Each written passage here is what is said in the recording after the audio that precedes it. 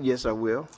We're going to call the meeting to order for our study session on this January 28th of the year 2025, and we'll let Director George Casavis join us. Yes, sir. Yes, sir. I'm here. Okay. Mr. Demon, you're recognized for the first item on the agenda. Thank you, Mayor. The first evening this evening is a discussion regarding an appeal of a Planning Commission denial of a Master Land Use Plan Amendment number 2-1-25 from residential attached to mixed-use residential and rezoning application number 3-1-25 from a planning zoning district to a planned zoning district at 5300 Heather Ridge. Deputy City Administrator Maggie Rice will address this item. Yes, Mark Rouse filed an appeal of the Planning Commission's denial of the Master Land Use Plan Amendment and rezoning applications at 5300 Heather Ridge. The property contains an area of 43 acres and is zoned planned zoning district. The proposed rezoning allows for the inclusion of a mixed-use development on 5.78 acres interior to the site. The land uses for the rest of the 37 acres remains mixed residential. As part of the request, the applicant submitted a traffic impact analysis to identify any potential adverse impacts with the proposed increase in use. The analysis included level of service determinations at 3 intersections. One intersection would require modifications, which is the installation of a 3-way stop in lieu of the existing 1-way stop, based on future estimated traffic to meet the level of service required by the Unified Development Ordinance. It should be noted that the 3-way stop would not be installed until the actual future traffic justifies the need. The remaining 2 intersections were acceptable. The TIA was reviewed by the City Engineering Department with concurrence of the findings. A neighborhood meeting was held on Tuesday, December 31st. 3 neighboring property owners were in attendance with concerns of increased traffic, noise, and access to the development. At the Planning Commission meeting, Mr. Jeffrey Holmes and Mr. Mark Rouse were present to represent the applications. Mr. David Bourne, Ms. Sharon Gosnell, and Ms. Catherine Shaw were present with concerns regarding traffic, safety, noise, and access. Planning staff supported the request for the mixed-use development contingent upon several amendments to the proposed land use chart. On January 14th, the Planning Commission held the public hearing to consider the applications and voted 3 in favor and 3 opposed to deny the requests. Okay, thank you very much. Did anyone sign up to speak on this, or just a discussion? Okay. Any comments from the board on this item? Is Mr. Rouse here? Do you mind coming up here and telling the board what your idea here is and what the thought is, sir? Absolutely. Yeah, Mark Rouse. What we're trying to do is kind of create service within the area. In the area that we're in, there's no services other than the tennis facility. I think it's renamed the Hangout now. And they bring in some traffic there for their local venue. But what we're trying to do is create a walkable community. So we're really not trying to draw outside traffic, but try to give people within our neighborhood and the surrounding neighborhood, which is probably will be total around maybe 1,000 doors in that local area, a place that they can ride a bike, walk to maybe, and we're not, I think some of our expectation is overgrown for what we're trying to commit to. This is a very localized, very small, maybe coffee shop, sandwich shop, something that's local to the community to give the people and the residents in our neighborhood a place to be able to walk and enjoy something without having to leave the neighborhood. If they've got to leave the neighborhood, they have to drive out of the neighborhood up 58th Street, either under Boston in the interstate or under the interstate back around to Phoenix or up on Rogers Avenue, which if we give them a place to stay local, they're not outbound traffic and then inbound. So that was really our goal.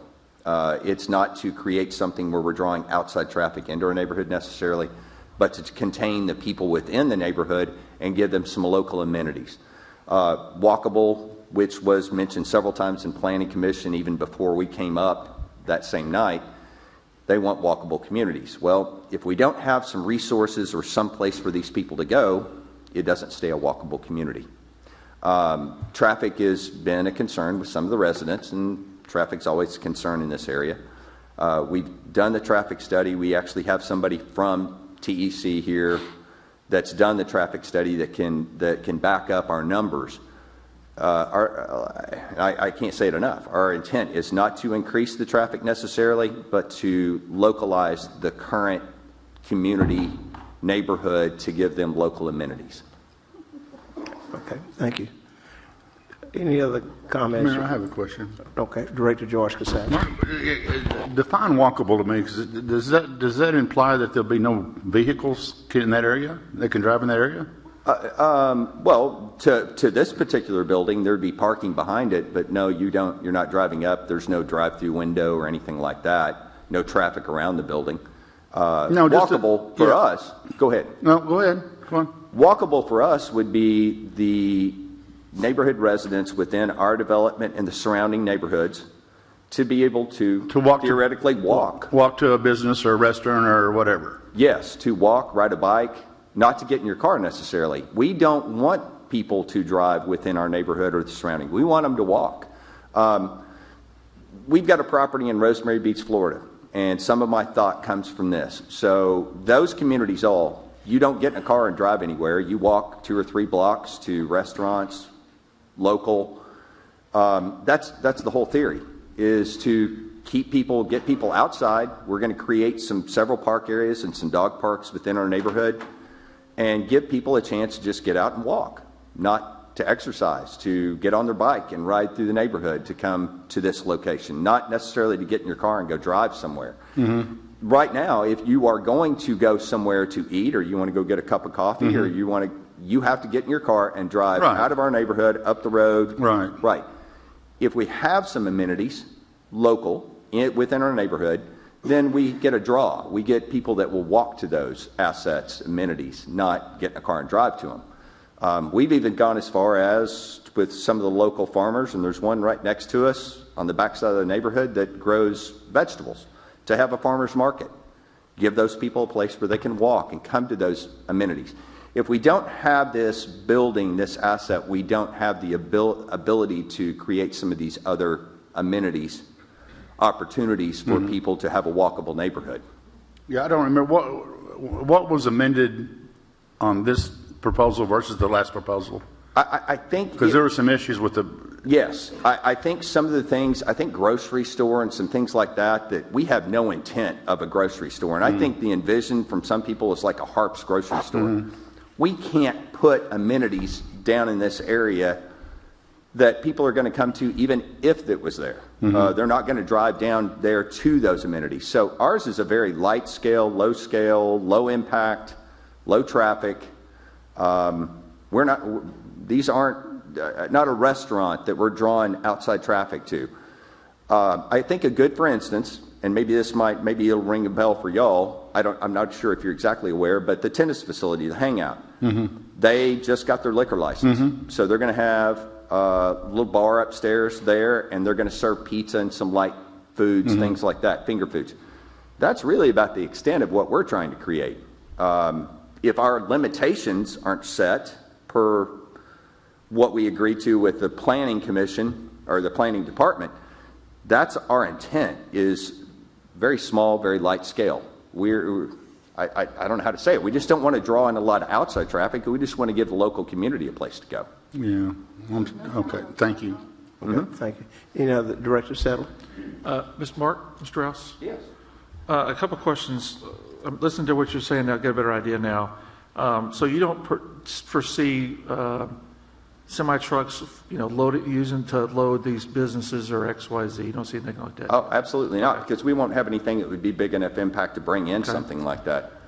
The development, there's no pools in this area. Was there ever thought about maybe turning that to a pool house and adding a pool for the group down there as a future option? I mean, just thinking out loud. No, you're 100% right. And we actually are going to expand on that idea a little bit. So this mixed-use building, which will have apartments above, those will be a little more expensive apartments. They'll have better views. But there will be a community pool there for that. Then we'll have, within the apartments that will be developed, we'll have 2 other community pools, like localized small pools, where we can keep more community areas. So envision an apartment complex with one big pool. You got to pull everybody into that one area. Well, you have people coming from different, you don't always see them, you don't know them. But if we have some smaller pools within the neighborhood, then you get to know your local residents in your area because that's where you'll collect and go to. Same thing with this mixed-use building. We're going to have, this mixed-use building will have a pool, but it'll service all the people in our neighborhood. They'll be able to come to that pool. We're trying to create a complete community together, not keep everybody segregated or push them out of the neighborhood. We want them to stay where they're at. Okay. Thank you very much. I appreciate it. You bet. Director Neil Martin, and then Director Kemp. Maggie, question for you. So we originally approved this, I think, back in 2022. Yes. And if I remember correctly, there was the same concerns about traffic then, but it was all residential at that point, right? That is correct. This is the first time we're hearing of potential commercial Correct. at this property. Okay. When we had the neighborhood, or when the neighborhood meeting was held, and as I was thinking through it, were they still concerned about traffic, or were they concerned about, okay, you said it was this, now you're changing it to this, and the potential impacts that they would see from that, or was it just still kind of the same questions about traffic? The majority of the concerns were relative to traffic. They did have concerns relative to use as well, but the vast majority were traffic related. Okay. I mean, that would be my one, because we approved it on the condition of it being residential. And now we got the approval, and now we're making a change. So that's a concern that I have.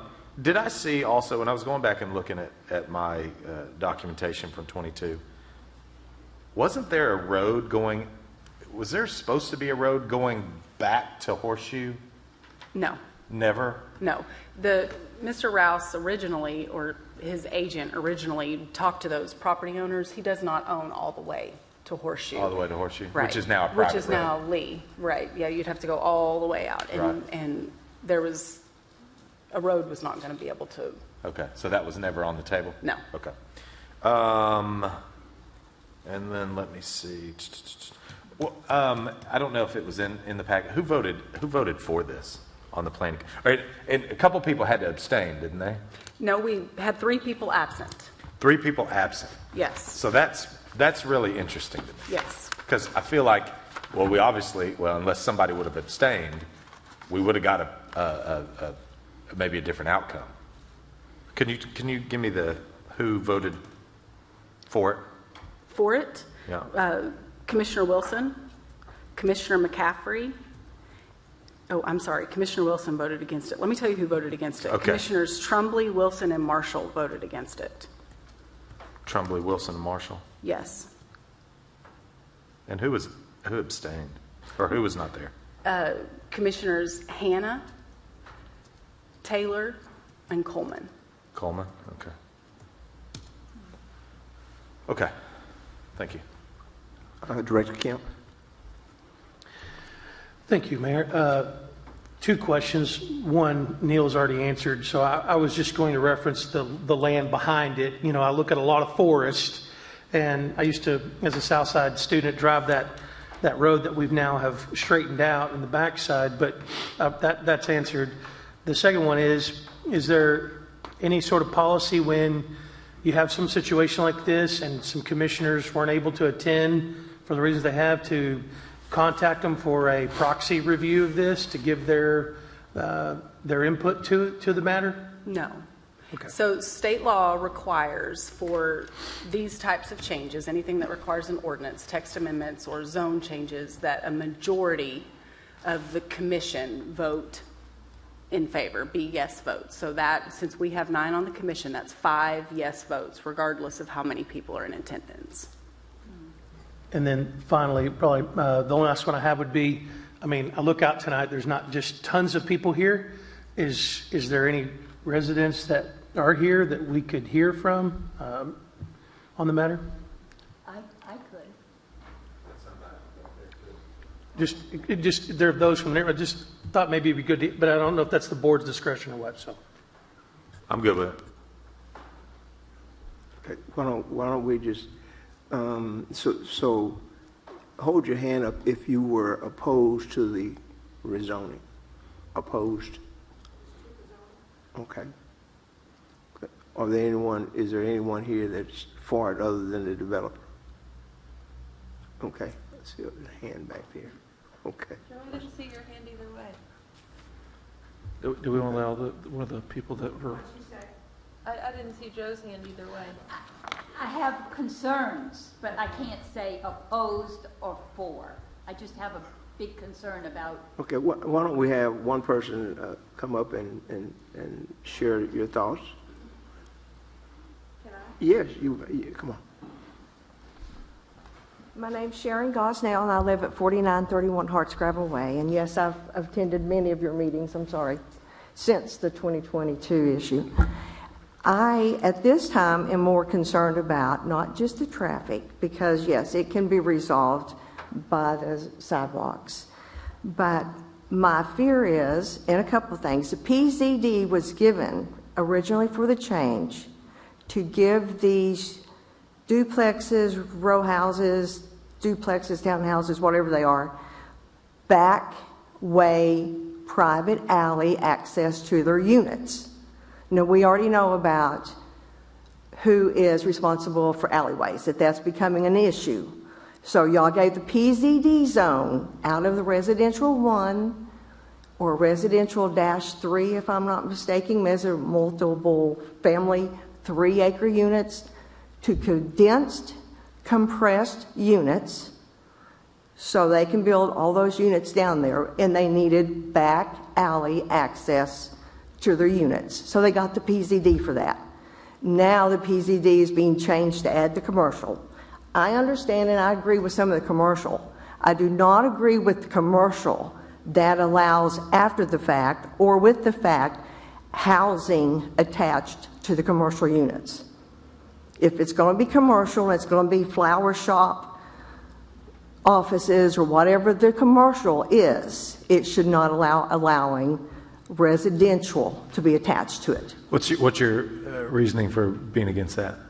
I don't understand that process, I guess. I mean, I'm assuming, like we've seen in other places, commercial on bottom, residential on top. Is that kind of? Yes. So you got a two-story. It's two-story. Are we sure it's going to stay at 2-story? Do we know anything about what he's actually asking, other than he wants the zone change? He would be under to do whatever he would like. Be under height restrictions at that point. That's right. So whatever the height restrictions are, would that change at all? Would height restrictions change with a commercial on bottom, residential on top? He named his height restriction, and it's the same as the existing PCD. Okay.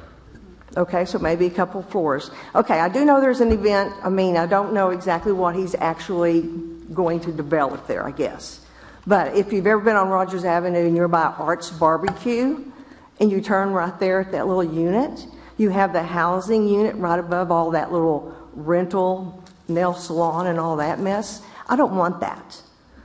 Okay, and I also know we're already giving this gentleman a housing development with his private rental offices already allowed to put wherever he would like. So he's already allowed commercial. I get that. But I just don't think that attaching housing to the commercial is proper. And I would like to correct the fact that we do have 2 pools in that area. Hartscrabble Village has their own private pool in their tennis courts, as well as the Hangout.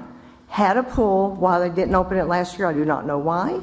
But yes, there are 2 pools already for the accessible community at the time.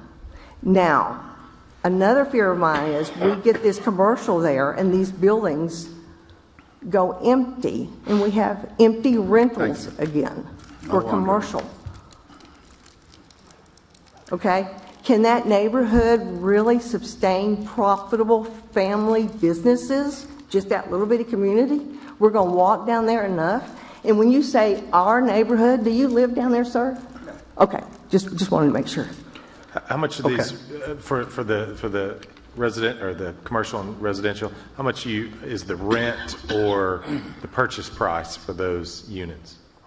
No, you're talking about. Like in this scenario where we got commercial and residential attached.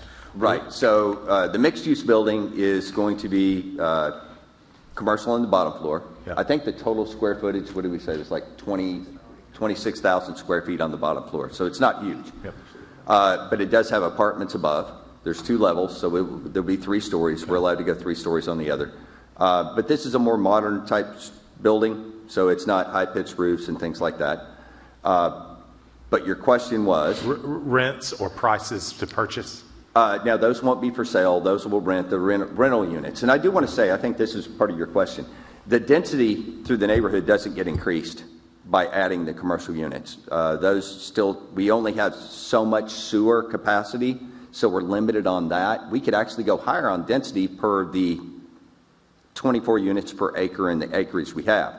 But we actually are limited on sewer, so there's a total of 450 units is all we can do through the whole neighborhood, actually 440. So we're not increasing density, and those should rent somewhere, we're anticipating the apartments, $1,500, $2,500 a month. Just trying to draw the comparison with the spot over by Arts Barbecue, which I'm assuming that rental is a whole lot cheaper. Yes. $1,500 is pretty significant for anybody if they're renting that. That's Yes, more than my house payment.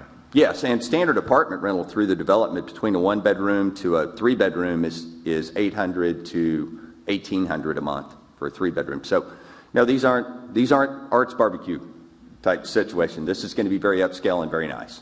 Although we do like Arts Barbecue, I will say. Love Arts Barbecue. Make sure that we're not conveying this to Arts. Arts is great. I love Arts. Okay. Love Arts. Okay. No, but I do not like Okay. the building next to it, nor the parking lot. Okay. And another thing, if you would look at on the proposed development on 3E, where it states that construction in Phase 1A is near completion, have any of you guys driven by that area? I sent the email out. So can you tell me, Neil, how you think that looks, mirrors anything like the local brick or rock? I had just washed my car, so I didn't go down the road because it's still dirty. You can just. So, but I saw it. I saw the. You saw the row houses. You can see them from 540. From the interstate. You can see the row houses. Now, how does that mirror what we currently have in that area? I mean, there are apartments over there. No. There are duplexes, townhomes, Okay. mixture, attached, unattached.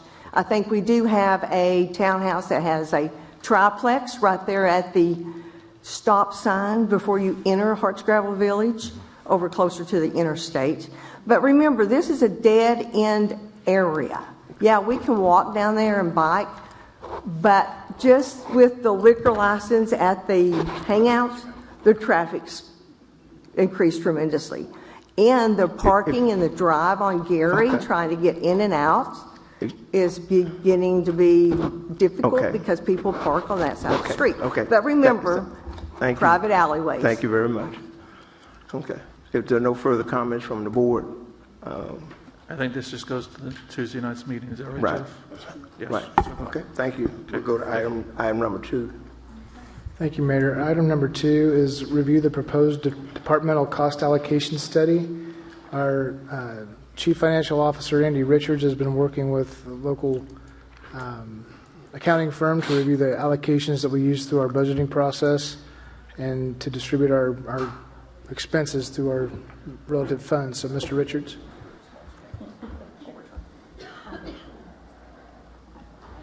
All right, good evening. So on the board packet, I put a copy of the draft of the report that was prepared by Landmark. Couple of comments on that. That was kind of a 2-phase project in that report.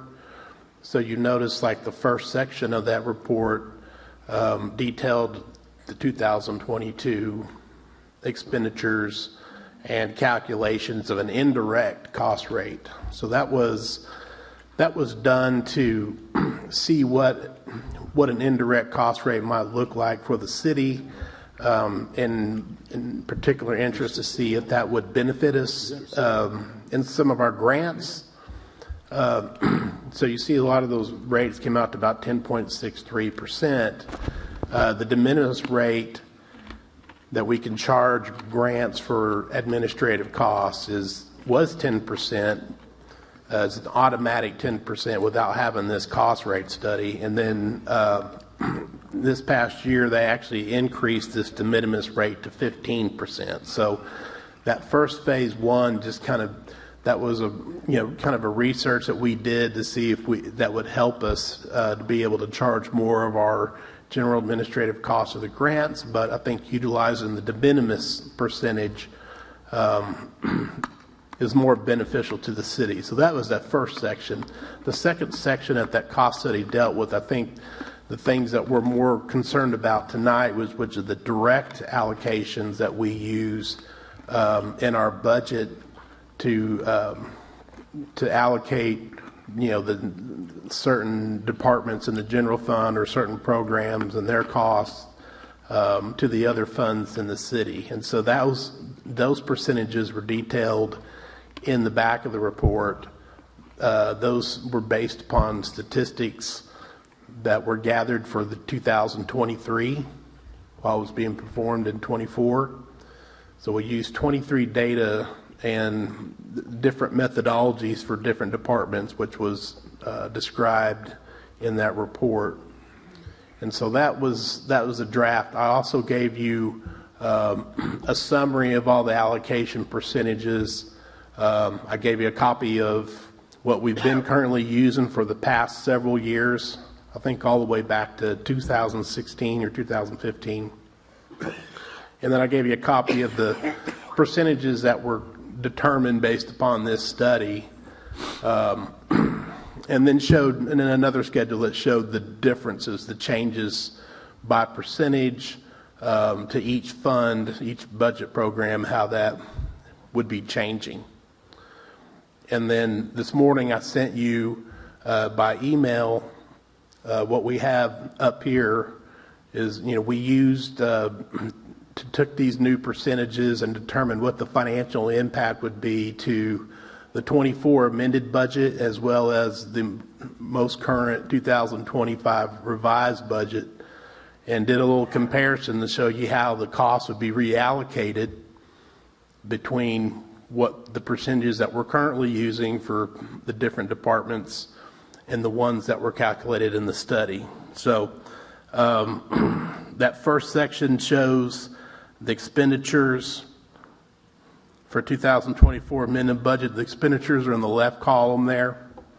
So you can see the current allocation was what was how we've been doing the allocations, and then the reallocation column shows the shifting of the expenses between the different funds. So you can see, like in 2024, if we applied these new percentages to our budget, we'd be actually increasing the expense to the general fund by $1,676,000, while we'd be reducing the allocations that we were charging the sales tax fund by $574,000. The street maintenance fund would get relief of $796,000. The water and sewer and operating fund would get only a $3,400 relief in this change in the allocations, and then the sanitation or solid waste fund would get a $301,000 change. And so all that relief gets shifted, and the general fund bears those costs. On the right side, I showed the impact of what our projected ending fund balances would have been based upon our amended budgets, and just showed, how those things would decrease. So, and I think when we originally, we talked about, do we want to do this for 2024, go back and amend the cost allocations for 24, or do we want to implement this for 2025 going forward? I think the notion was that we were going to get some relief to help the water and sewer fund by these new allocations, but I was a little surprised that wasn't the case. We really didn't get much change in the water and sewer fund. Like I said, the release was only $3,400 total for 24, and actually the allocation for 2025, the budget, they would increase $213,000. So,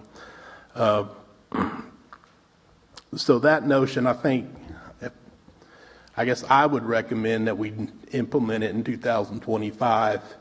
I don't think it achieves what we were hoping it would in 2024.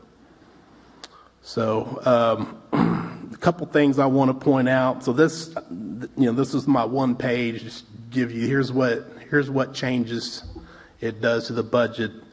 The other schedules, if you want to look at specific programs, the mayor's budget, the city administrator's budget, finance, that's in those other attachments that I sent to you. You can actually see the total cost for finance and where it's being charged. It's based upon the percentages that I sent in the board packet. There was one change that I adjusted from the cost allocation plan, and that was for the city attorney budget. We had,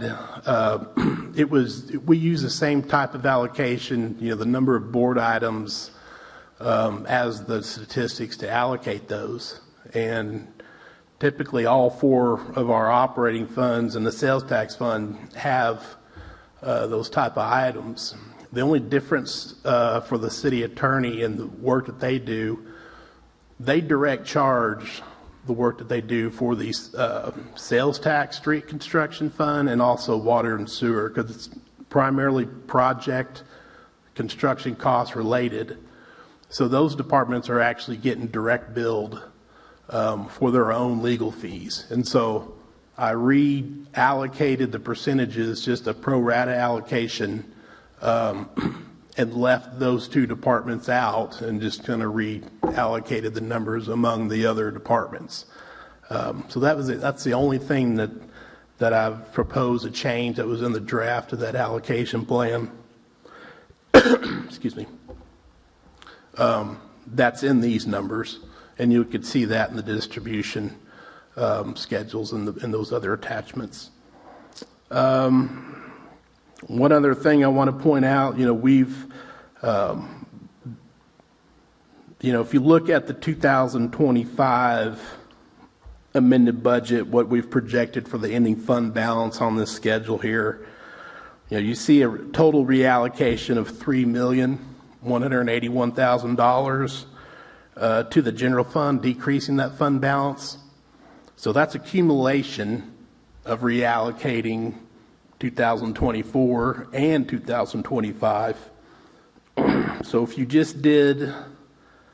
you implemented in 2025, then the allocation, the adjustment becomes $1,504,000. So that brings that fund balance that you see as a result of the allocation. We're showing an amended $14,744,000. So that would go back up if we just implement in 2025.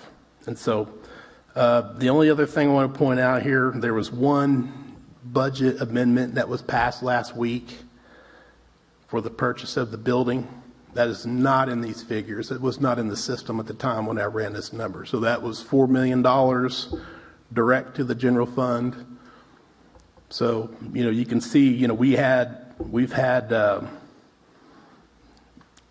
great fund balance in the general fund for a number of years, and we tapped that fund balance during 2024 for a lot of good things, but we need to take care of the general fund and help build it back up, because we're getting close to our reserve percentage, 20% of the annual expenditures. So, I know the water and sewer fund's definitely concerned,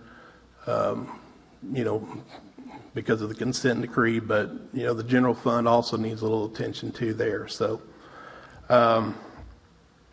that's all the things I wanted to point out to you to make sure you're aware of, and I'll answer whatever question you have or discuss away.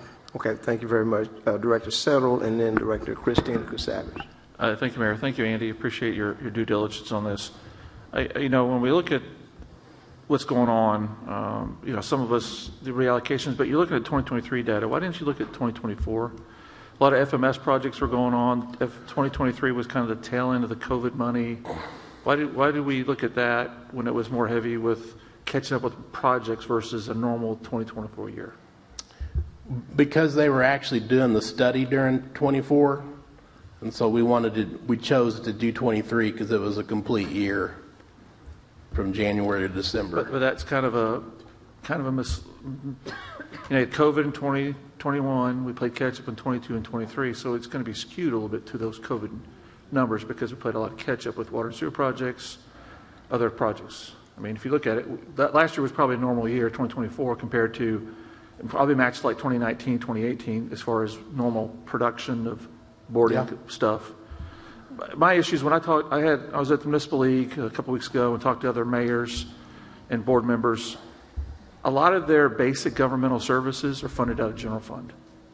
Mayor, board, city administration, if they have that, city attorneys.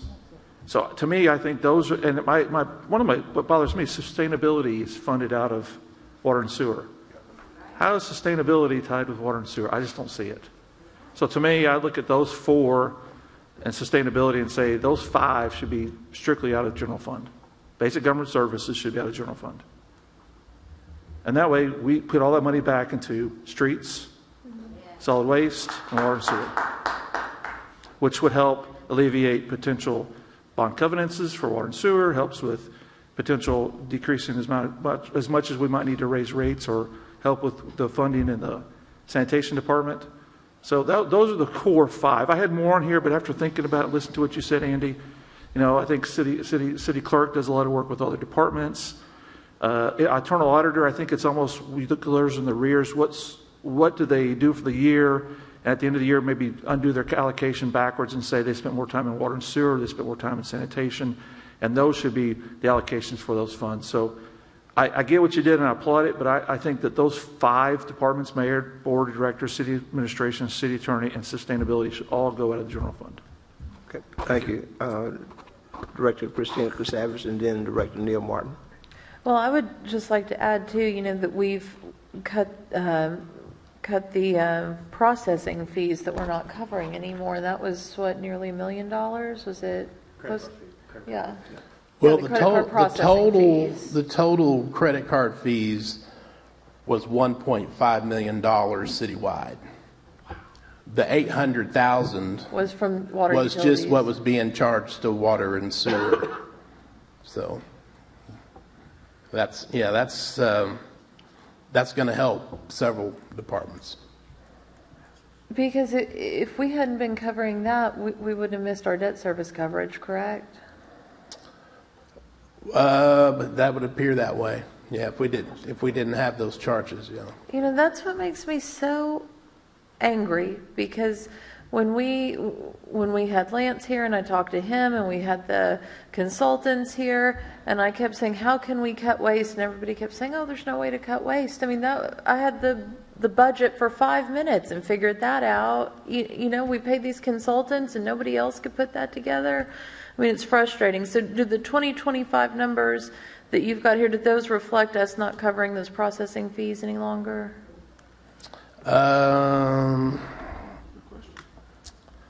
No, they're actually still in the budget. Well, let's get them out. Thank you, Andy. Director Neil Martin. So I want to ask a question based off of what Director Christina Crisavage said. So in 2023, we missed our bond covenant ratio. It was supposed to be 110%. It was 108. Right. Had we not had those credit card fees in, we would have gone above it. We would have been over 110%.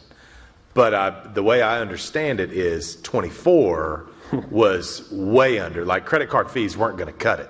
Yeah, we got a lot bigger issues than just that. I mean, it was we only missed coverage by 2 points in 23. Right. We didn't even call that a material event. We did disclose it to the bond community, but we didn't classify it as a material covenant violation. And I think what we're going to have for 24 and possibly 25, unless we make some changes, we're going to have some material covenant violations. Well, I still want to see where you got, because when we got our first budget projection as a middle year, I think, or maybe even before that, we were like 44% projection of our debt service coverage. So yes, that would be material. But then we raise those rates, which I'm of the belief, and correct me if I'm wrong, correct me if I'm way off, but I'm of the belief those rates are going to allow us to make that 110%. Am I off? Do you think for 2024? For 25. For 25? I'm sorry, for 24, yes, for 24. I'm not seeing that right now. Like I mean, how I don't far? have, I know we're still adjusting Right. the books. It's going to take a while Okay. to get year-end closed and Well, really get a number, but And I ask you that question. preliminarily, I don't know yet. Okay, I'd ask you that question. When are we planning on getting those budget numbers, which would include the debt service ratio? And you said closer into February, something like that. But that's really what we've got to keep our eyes on. Yeah. And I think that also leads to what Director Settle was talking about is, as we look at these allocations today, and this is, I voted against the budget because I wanted this done before we went to the budget. We have to keep as much money as possible in specifically water and sewer. Like water and sewer, we've got to have the most money going into water and sewer because if we don't, we've got to, if we don't hit that debt service coverage, it's not that we want to raise rates, it's we have to at that point. I think the way I understand it, we have to. So we've got to do everything that we can to keep money in water and sewer. So I'm of the belief, and I don't know how we do it, we've got to be able to adjust these allocations to where less money is coming out of water and sewer and going to these other funds. The way I looked at it, we've got $9.16 million coming out of water and sewer to fund different things. Now, I understand some of that covers HR, some of that covers IT. I mean, things that, some of that covers my salary. I mean, I understand how that works. Sure. But to me, that's too much because we've got flexibility there that could potentially, depending on how your numbers turn out, prevent us from having to do another rate increase on water. So 9.1 million. We've got to figure out a way. So I'm for readjusting these things because it allows us to focus money on that debt service ratio. So if we keep more money in water and sewer, we can keep that. We can stay above our debt service threshold. I think we need to do that. If we're asking our citizens to pay more for water and sewer, we've got to expect more of that money to stay in the department. We have to. It shows a commitment to our priorities of resolving the consent decree and this 48-inch water transmission line. And then it also shows a commitment to not raising rates any longer and focusing that money to our debt service. So those are the reasons that I believe we cannot accept these allocations. We've got to keep more money in water and sewer specifically, and not accept what was presented to us in the allocation. I think it's got to be, the allocations have to change where we're keeping more money in streets, water and sewer, and if that means more is paid from the general fund, I think that's what we got to do. We spent the heck out of the general fund in 24. I mean, we did. There was a lot of things that we spent money on, whether we all agreed or disagreed, but we passed the board. We had a very healthy fund balance. We did. We did a lot of one-time, non-recurring Yep. things, investments, Yep. economic things that are good. Yes. But I need to point out to you Some instances. that the revenue sources in the general fund are still being strained by our normal I agree. operating expenses. Agree. So while I understand the need to help water and sewer fund, Yeah. I'm there too. Yeah.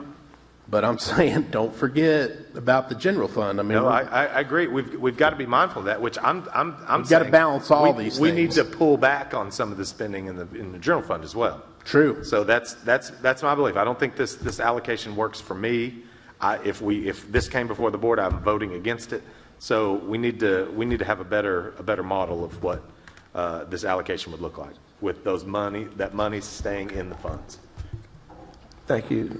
Director Martin. I'm going to go to the administrator, and then we're going to go to Director Kemp, and then Director Settle. I might say, just in response to the comments that Director Martin just made, is that, when we go through the allocation study like this, the point of it is to justify those costs and to right size those costs for, if water and sewer fund is, the percentage we allocate of water and sewer going towards the HR function, for instance, that needs to be justified on something, and that's what these studies are intended to do, is to set those, to right size those allocations that come out of water and sewer fund to pay for that service that the water and sewer department receives. And so, I don't disagree with you. We should totally, review those justifications and make sure we agree with them and try to adjust them one way or the other. But I think overall, we won't see, I think we won't see a significant difference in what we end up with than what is proposed here. I don't disagree that there's probably some room there. I think we need to be aggressive. Okay. Thank you. I think Director Kemp. Yeah, I had a few points here. I just kind of wanted to listen to everybody well here. And I want to go back to something that I feel like Director Christina Crusadas asked a question, and I heard an answer, but then the answer didn't math in my head. And so I want to ask it one more time. Like, she asked a good question of how much money would we have saved if those fees were not going against utilities? Do we know that number? The allocation of those fees to utilities, we were saying they were $800,000. So, okay.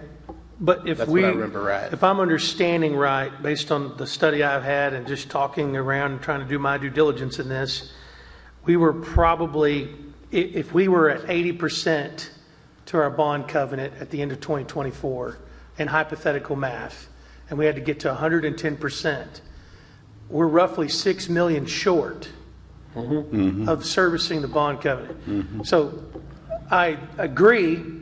We need to help utilities in every way we can. I'm on board for that. I'm nervous about bringing general fund cost of basically $3.2 million to do it.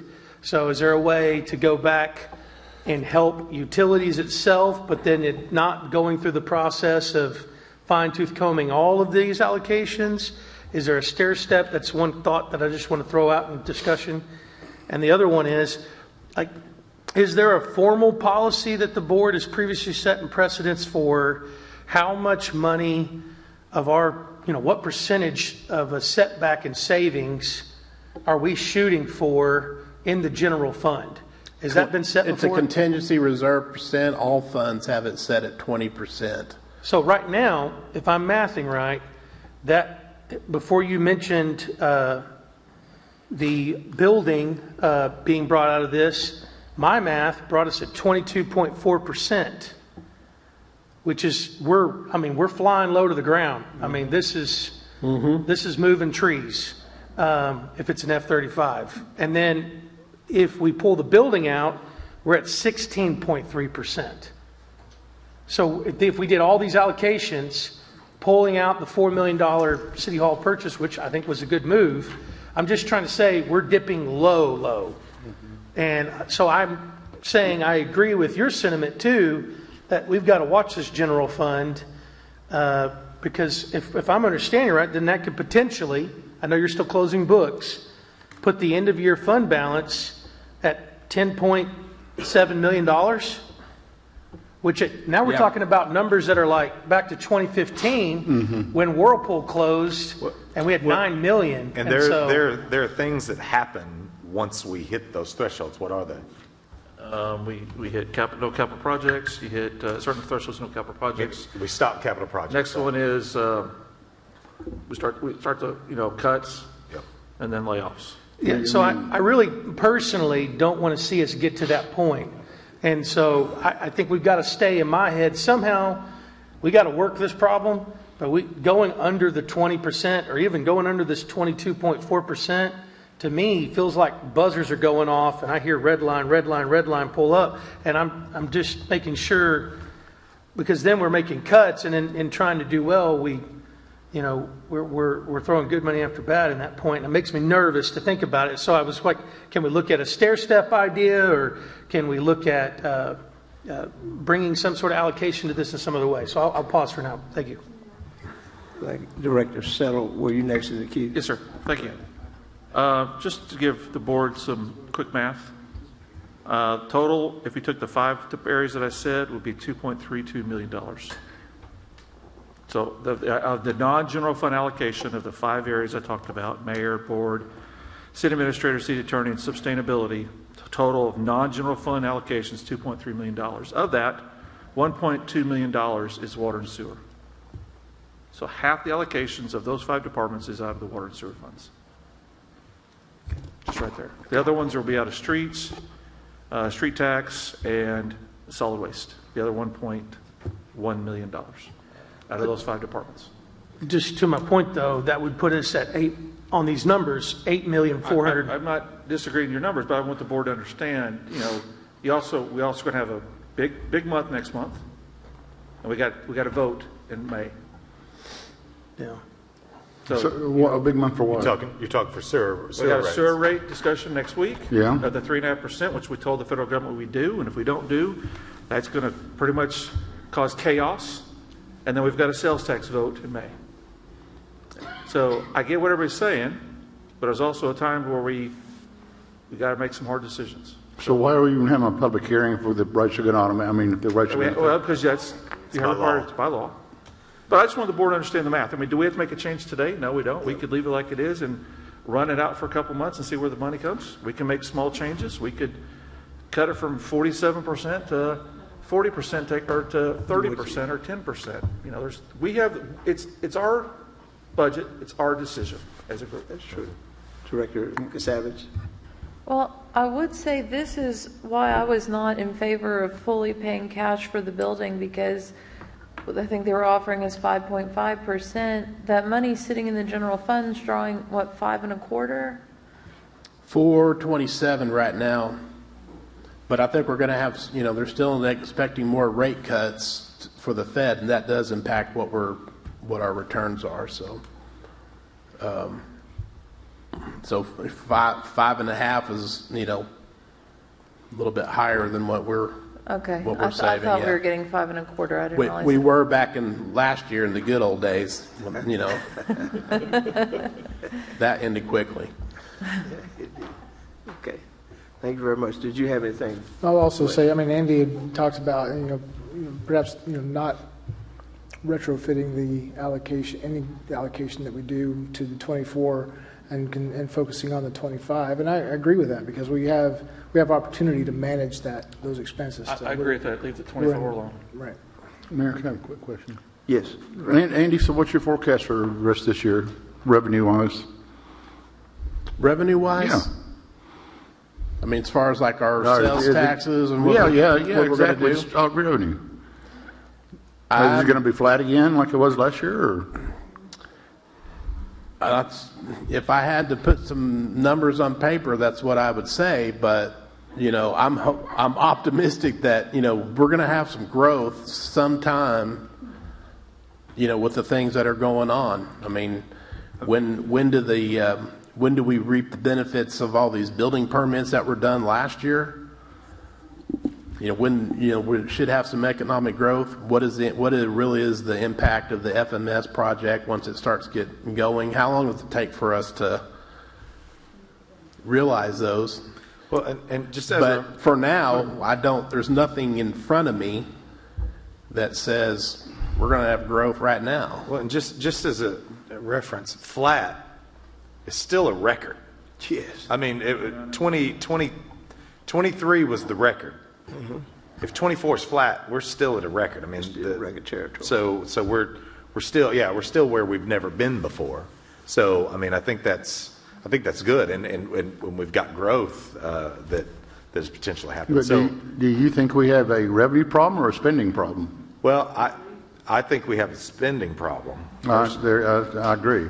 And that's why I'm trying to keep more. Now, I do know that if you look at some of the items that were spent that caused higher spending, water and sewer, There were things, chemicals, things that you can't really, it's not like we're hiring extra people, you know, and hiring people for jobs. It's some of those materials that cost to do business of running a water system.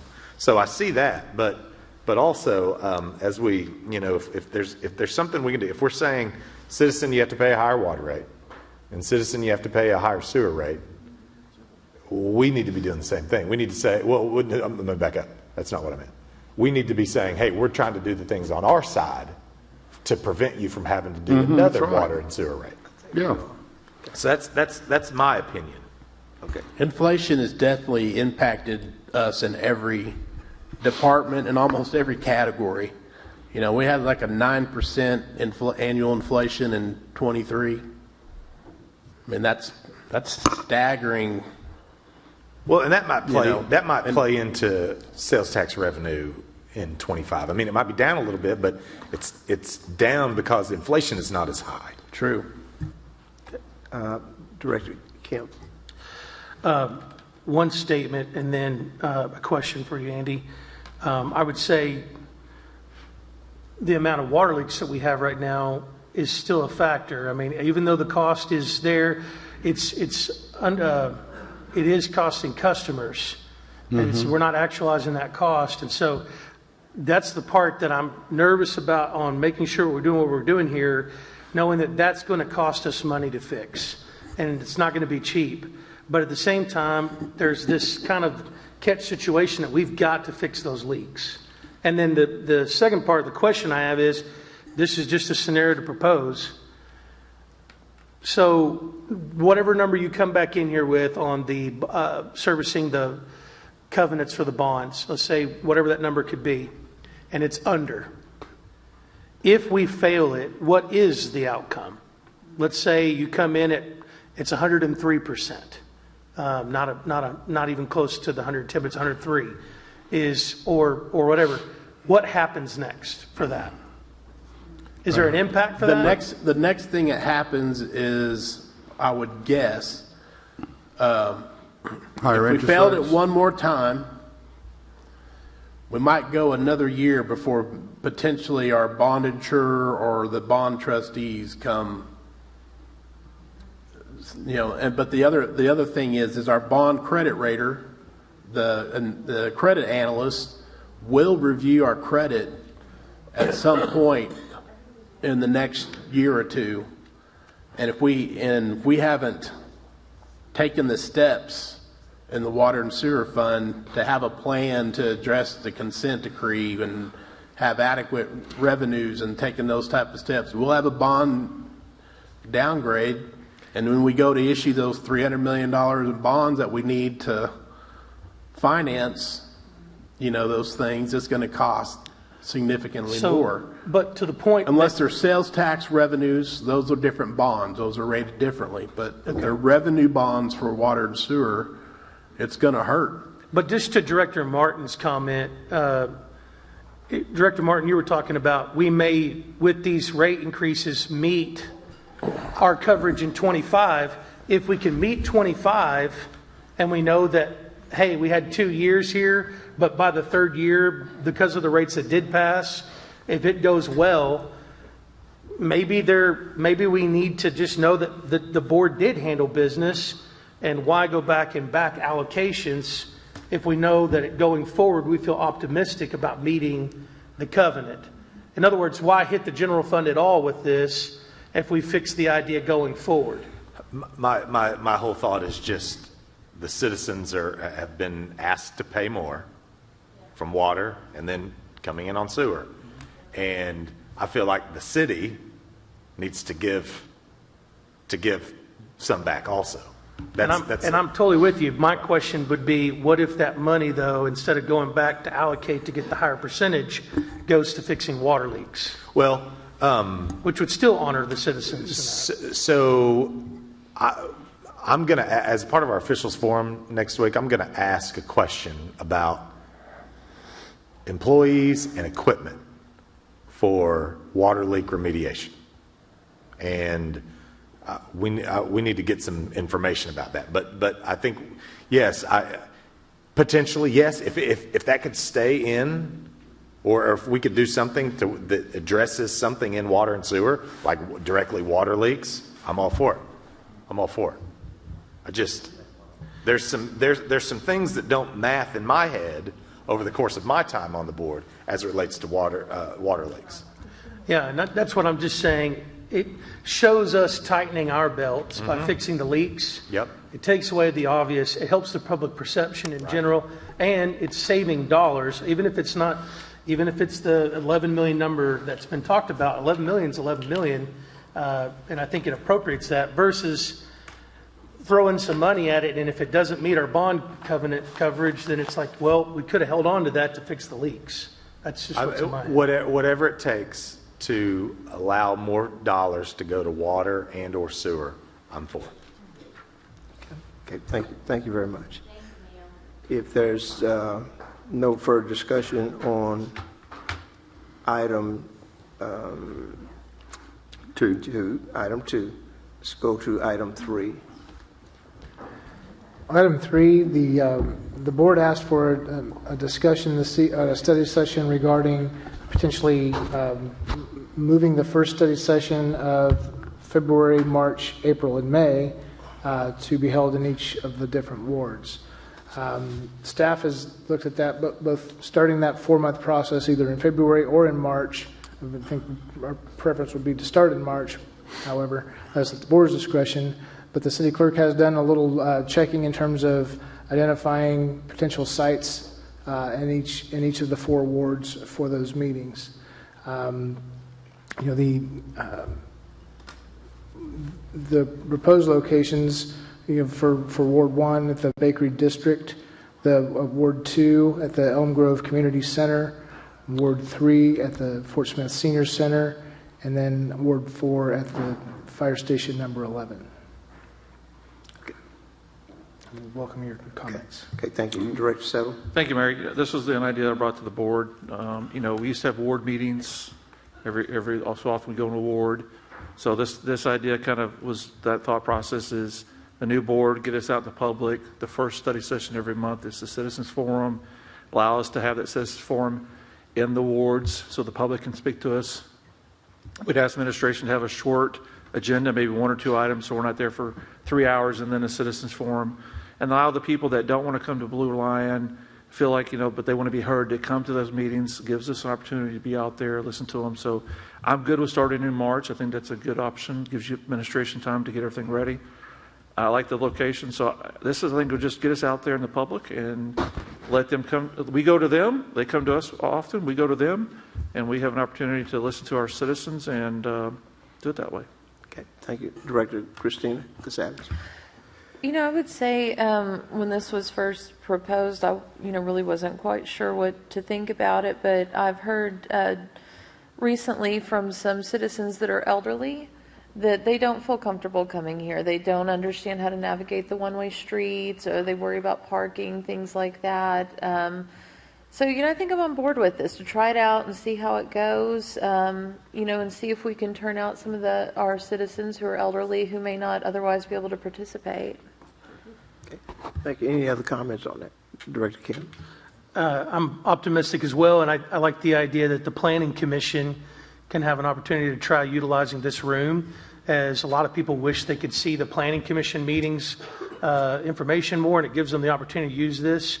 If you've gone to a Planning Commission meeting, the sound system could use a boost, and so by being in here, it allowed people to feel like they're seeing that. Thank you. And live stream those as well.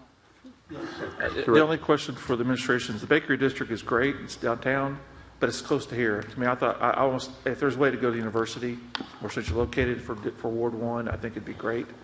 If that's not an option, I understand. The Bakery District's just a few feet from us. I mean, there's no change in that. So maybe that's something y'all could look at and see if that's an option. We may try to find a different location, but both the main library and the Reynolds room at the university are not available for either of those. Maybe ask if the Stubblefield Center's open. Do we have to be? Does it have to be the first 4 months? Could it be? We could February, April. We could go out of order if we need to. Yeah. We could go 2, 3, 4, 1. We don't have to go in order. Yeah. whatever makes it work. So, I'd like to go someplace we've never been before. Which, yeah, I think Baker's is too close. So maybe go out of order if we need to, and figure out how to do it. Okay. We will I'm find ready. a spot. And I'm good with March, starting in March. Okay, Director, I think Director Good, and then Director George Casavis. Yeah, thanks, Mayor. I don't have any problem with moving, going different places, but I will tell you, out of the years, well, a couple of years that we did try that, moving to different locations, the turnout from citizens in different locations weren't that great. I think citizens at least know when we're scheduled to come here that they come here.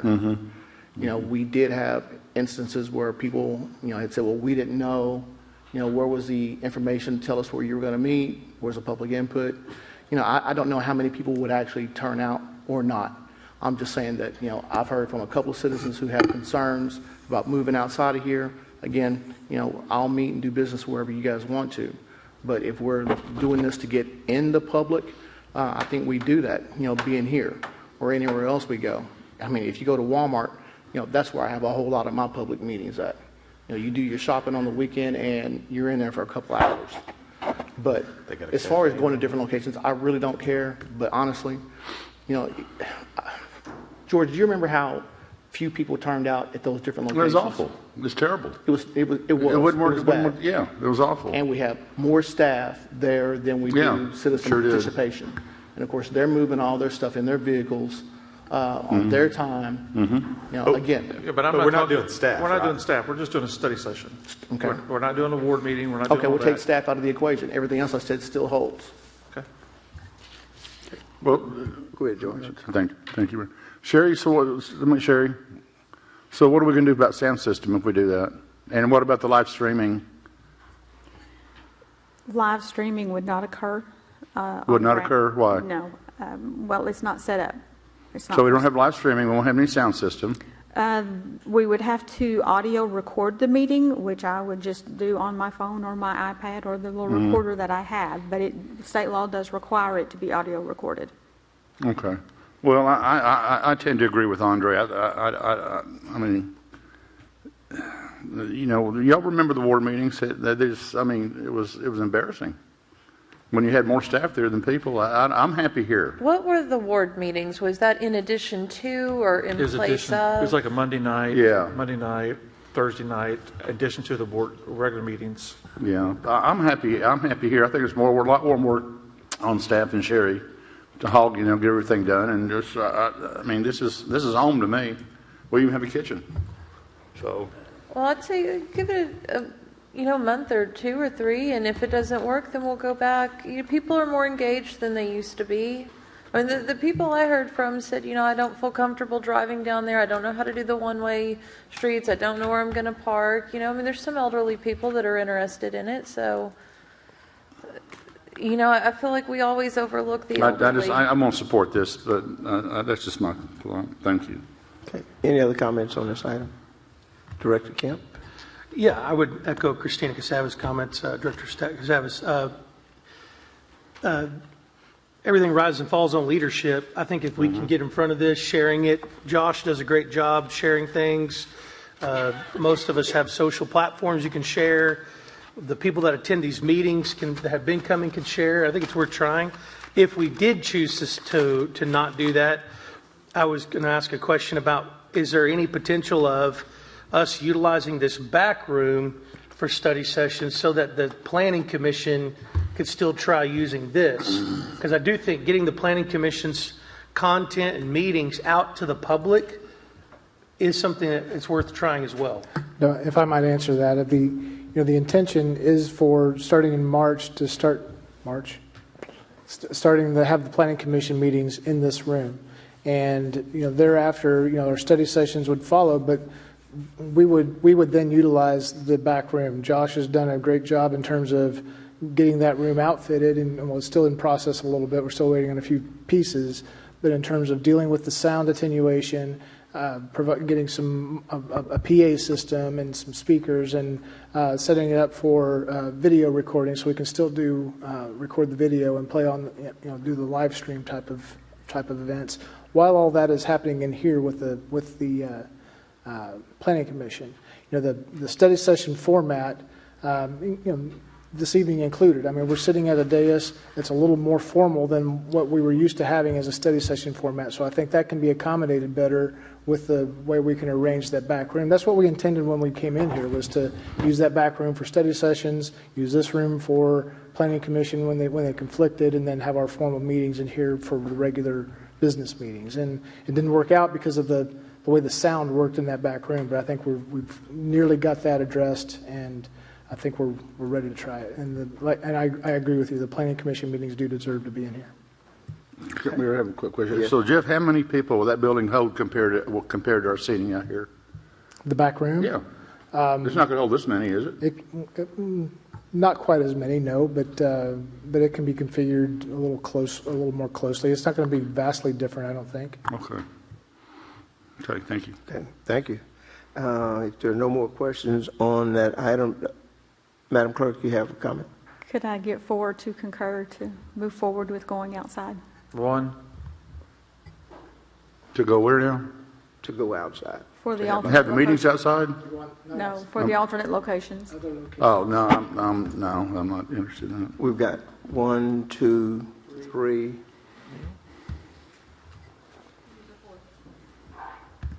There's not one. Yeah, I'm fine with that. At least we put it for a vote. Okay. Okay, you get your 4? Yep. Okay, thank you.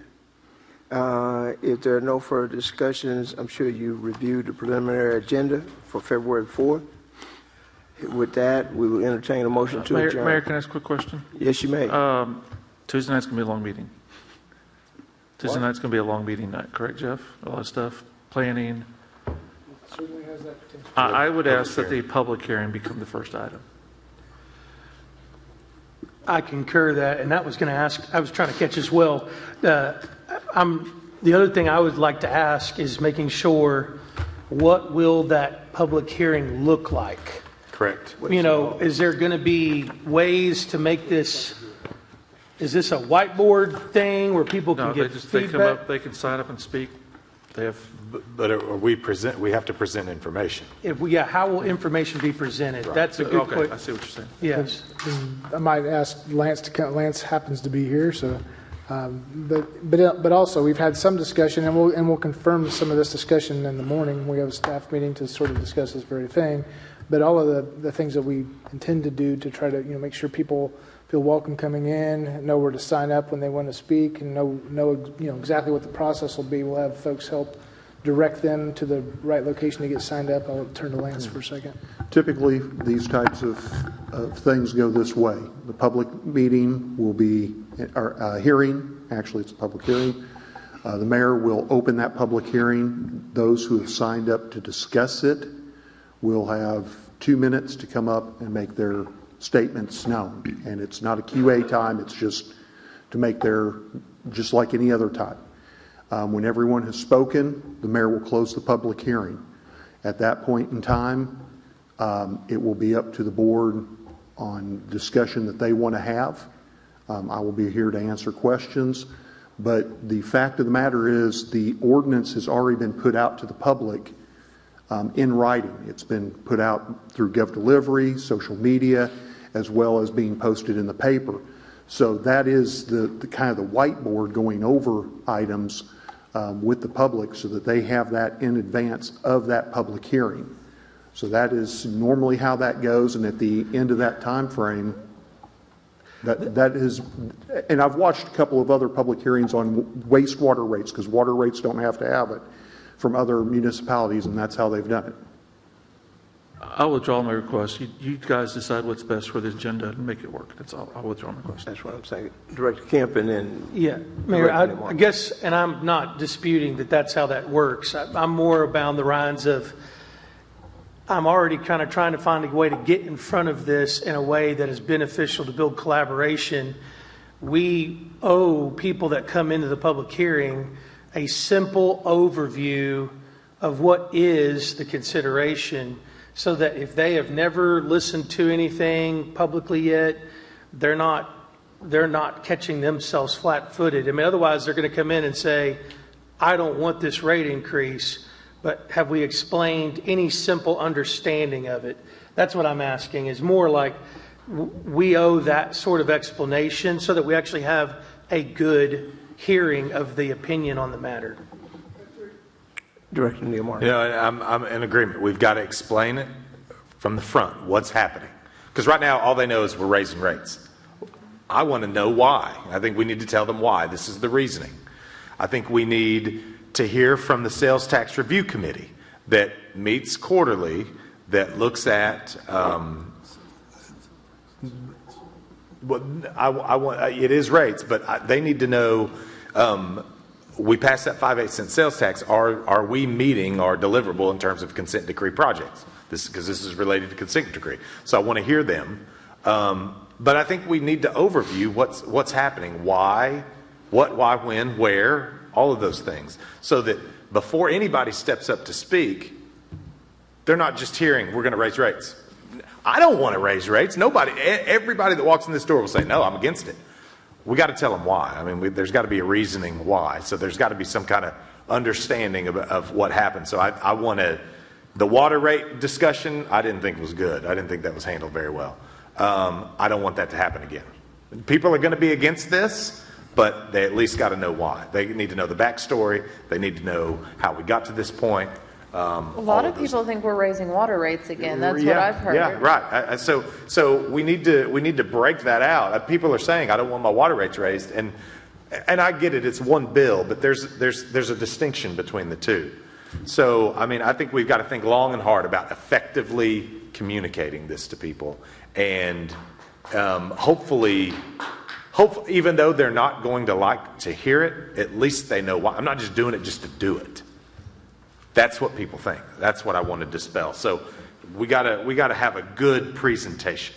Doesn't have to be long. Doesn't have to be an hour. But let's get a good presentation together as to what's happening. And I'll add to that, just to give credit where credit's due. Maggie, frankly, came into my office the other day and said exactly the same thing you just said. Yeah. Well, and to be honest, she would be really good delivering some of this. I'll just tell you that. I've heard her deliver information, and she does a great job. I'm volunteering you for something that's really rough, but you seem to have a good way. So I think Maggie needs to be a part of the presentation. That's for sure. I think make sure we put this in layman's terms. Just make it simple. We are where we are, and we're required to do these things to keep our end of the bargain, so to say. Put it in layman's terms, and people will understand, and people will support what we're putting forward. They have to keep in mind, all of these board members are about taking care of the city, and they understand their fiduciary responsibility to do the right things, even when it's a little painful. So make sure it's in layman's terms so everyone can understand, and I think we'll be fine with that. It doesn't have to take all night, just layman's terms. This is what we're facing. This is who is requiring it, and this is what we must do to meet the demands of not only the consent decree stuff, but make sure we have a solid future moving forward with the things that we're fixing. People have to understand we are fixing some things and preparing for our future. At the end of the day, we're going to be much better off when we prepare these things. But any other comments? And then I'm done. Okay, Director Good. I was just asking Jeff if he was finished with your statement. Okay, Director Neil Martin, I think he had one more comment. I do. One of the things that we consistently hear, and I'm starting to make notes and start to put this down. One of the things I consistently hear is, this seems like it's a never-ending thing. Like, when's it going to be over? I want to know what's happened between 2000 and 2015, and then from a dollar-wise perspective and projects perspective, 2015 going forward, dollar-wise projects, and what's left. What's the future look like? If these rates go into effect, what's that future look like? What's going to happen associated with that? So I'm just going to continue to put notes here, and I think we all need to offer our 2 cents to make sure that when we walk in here next Tuesday, we got a well-oiled machine, we know exactly what we're talking about, and it makes it clear to the people that are coming to listen to this. Okay, thank you very much. Any other comments? Motion to adjourn. Thank you.